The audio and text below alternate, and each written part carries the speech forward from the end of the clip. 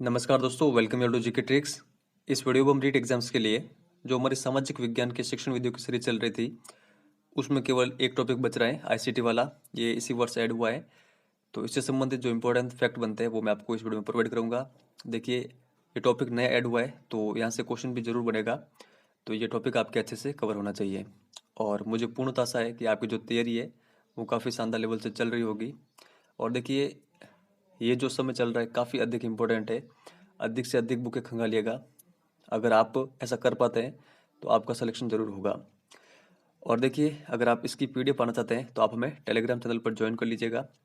GK trick education नाम से बना हुआ है टेलीग्राम चैनल। तो चलिए शुरुआत करते हैं। सूचना संप्रेषण तकनीकी यानी आईसीटी। सबसे पहले देखिए, सूचना क्या होती है? विभिन्न आंकड़ों एवं तथ्यों का तार्किक एवं अर्थपूर्ण क्रम में संगठन ही सूचना है।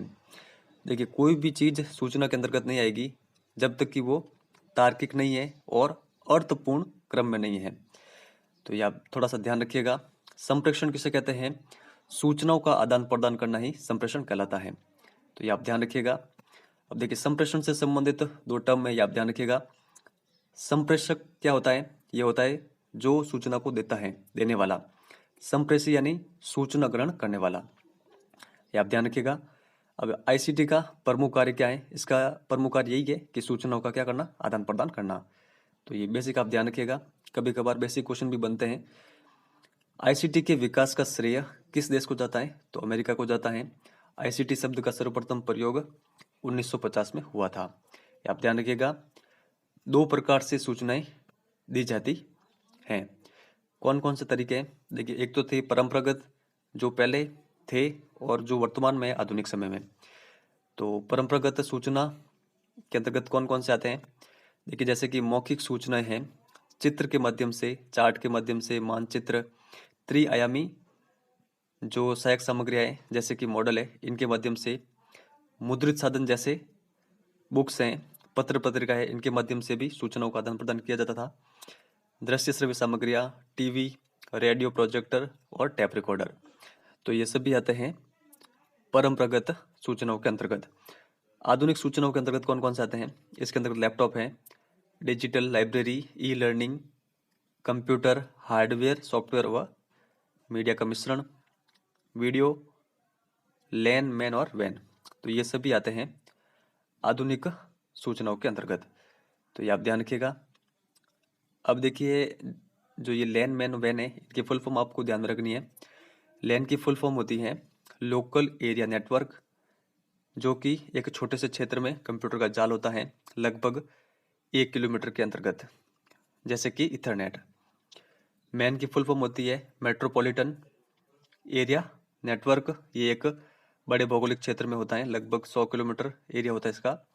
निजी या सार्वजनिक कंप्यूटर को जोड़ने का काम करता है।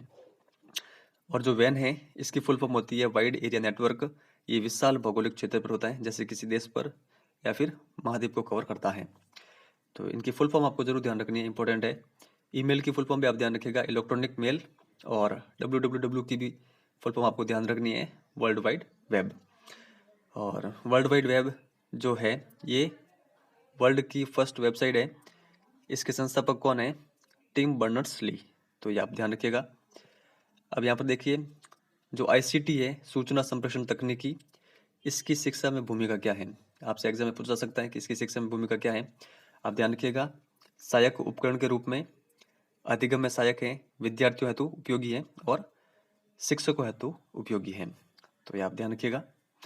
देखिए, लुम्सडेन, इन्होंने शैक्षिक तकनीकों को 3 भागों में बांटा है, 3 भाग कह सकते हैं, प्रकार कह सकते हैं उपगम में। शैक्षिक तकनीकी फर्स्ट, शैक्षिक तकनीकी सेकंड और शैक्षिक तकनीकी थर्ड। आप ध्यान रखिएगा, शैक्षिक तकनीकी फर्स्ट के अंतर्गत रखा जाता है हार्डवेयर उपगम को। शैक्षिक तकनीकी सेकंड के अंतर्गत रखा जाता है जो सॉफ्टवेयर उपगम है, जिसको कोमल शिल्प उपगम भी कहते हैं इसको। और थर्ड के अंतर्गत रखा जाता है प्रणाली यानी सिस्टम अप्रोच को। तो ये बेसिक है, आपको जरूर ध्यान रखना, इंपॉर्टेंट है, बन सकता है। और आपसे ये भी पूछ सकते हैं कि शैक्षिक तकनीकी को 3 भागों में किसके द्वारा बांटा गया? तो लुम्सडेन के द्वारा, ये आप जरूर ध्यान रखिएगा। अब यहाँ पर आगे देखते हैं। देखिए, हार्डवेयर उपगम क्या होता है? यांत्रिक उपकरणों का प्रयोग मूर्त रूप से कठोर शिल्प उपगम भी इसको कहते हैं, और तकनीकी इंजीनियरिंग के सिद्धांतों पर यह आधारित होता है, हार्डवेयर उपगम। तो ये आप ध्यान रखिएगा, तकनीकी ज्ञान आवश्यक होता है इसके अंतर्गत। नोट आप ये ध्यान रखिएगा कि सिल्वरमैन ने इसे संबंधी यानी इंग्लिश में इसको कहते हैं रिलेटिव या फिर सापेक्षिक तकनीकी नाम दिया। तो ये आप ध्यान रखिएगा।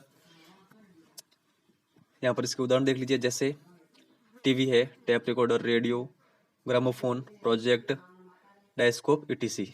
तो ये आप ध्यान रखिएगा, ये सभी किसके उदाहरण है? हार्डवेयर उपगम के। और सिल्वरमैन ने हार्डवेयर उपगम को क्या कहा है?